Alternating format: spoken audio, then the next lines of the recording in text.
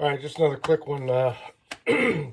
Show you we're gonna go full commit here on the 2015 Macan. In that I had provided initial tension to the timing chain tensioner until I could get the cover on via this piece of twine that was just holding the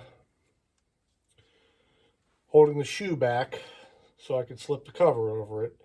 I've got the tensioner reinstalled, and now hopefully, if all goes well, I'm going to cut this twine and be able to just extract it straight up out of the engine without leaving any traces of it behind. So here goes.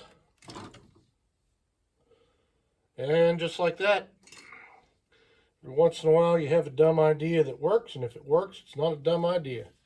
Thanks for watching.